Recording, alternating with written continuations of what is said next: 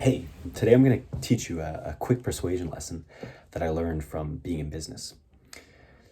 So, most people, they overpromise and they underdeliver. And why do they do this? Well, I'll tell you a quick story, right, that I learned from business. So, the first client I had for Twitter, I write their tweets. I go on their account, post it, right, as them, Twitter ghostwriting.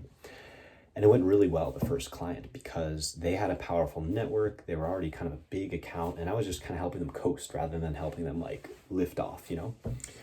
So I get a second client, and before the sales call with the second client, I'm like thinking, all right, what should I offer this guy? And I was like, yeah, you know what? Let's set up a bonus. If I get him 5,000 followers in 3 months, I get an extra amount of money, a pretty significant bonus. I was pretty sure. First month goes by and we had only grown by like 100, maybe 200 followers. So I really overshot it, right?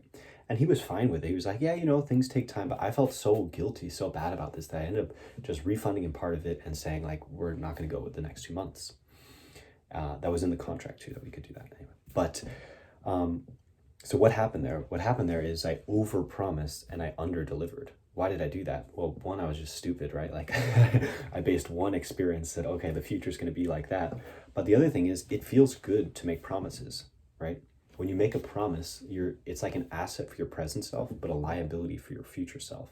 So most people, like, their tendency is to overpromise because that's what feels good in the present moment. But then you have to pay for it later on if you can't deliver. And I realized after that experience, like, instead of overpromising, you can intentionally underpromise. By that, I mean, like, if on that call I would have been like, you know what, man, like, it's gonna be tough. You have a small account. It's kind of a niche topic. I don't know if we're gonna be able to like blast you off to the moon, but I'd say like probably we could hit 1,000 in 3 months, and like foregone the bonus structure, whatever. He might have still accepted, and it would have been a lot more comfortable, right? So this doesn't only apply to business, right? You can do this in all of your life. Just intentionally under promising so that you can over deliver, right? Managing other people's expectations, because everyone's heard the cliche, right? Expectations are the thief of joy, right? In our own lives, right? Expectations, they're the things that often make us unhappy. Somebody does something, we wanted them to do the other thing. It's our expectations that are upsetting us, right? Not the other person. But the big unlock for me was when I realized, I can have an impact on other people's expectations. And you can too, of course, right?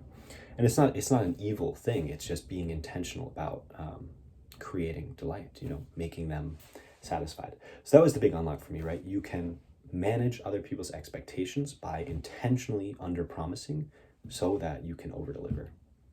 That was the lesson. Thanks for listening. Bye.